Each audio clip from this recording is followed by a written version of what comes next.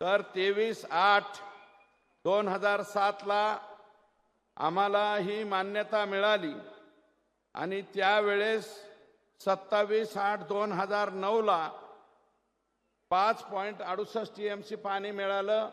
माननीय अजितदादा पवार हे जलसंपदा मंत्री होते. रामराजे विरोधच करत होते, पण तरी सुद्धा त्यांनी त्यावेळेस पाणी दिलं. आणि ज्यावेळेस सर्वेक्षण केलं 13/1/2009, आदरणीय देवेंद्रजी, आज तुमचा आम्ही सत्कार करतोय, पण इथं मी 1.5 किलोमीटर पर्यंत 400 लोक मला दगड हाणीत होते आणि मी दगड खात होतो. कितीतरी शिव्या खाल्ल्या, पण मी म्हणलं होतं, राजेश खन्नाचा दुश्मन चित्रपट मी आठवला की त्या दुश्मनमध्ये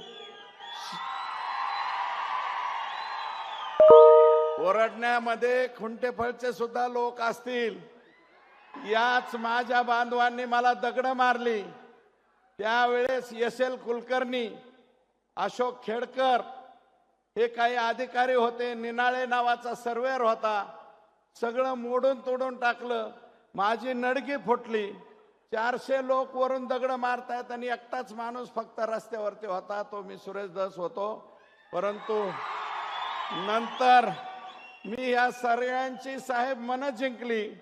मन जिंकून यांना पैसे दिले आणि अजून सुद्धा पैसे द्यायचे साहेब, राहिलेले पैसे. आणि ज्या 191 हेक्टरच्या लोकांनी, मी ऑन रेकॉर्ड नाही बोलणार, ते आपल्याला आणि ACS साहेबाला बोलेल, तेवढा 191 हेक्टरचा मार्ग काढा, एवढी आपल्याला प्रामाणिक विनंती करतो.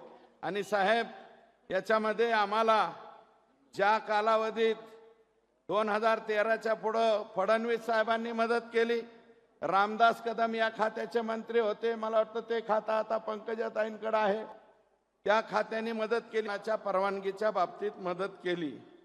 आणि अध्यक्ष महोदय, म्हणजे आता इथं पण अध्यक्ष महोदय, मुख्यमंत्री महोदय, आदर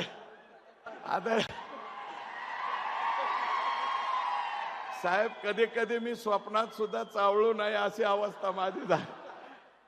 आदरणीय मुख्यमंत्री महोदय, जवळपास 2014 ला मी पडलो, तर 2024 पर्यंत या खुंटेपळ साठवण तलावावर तुम्ही जे बसलेला आहात, याच्यात फक्त 2% काम झालं आणि मी निवडून आल्यावर 23% काम झालं. आत्ता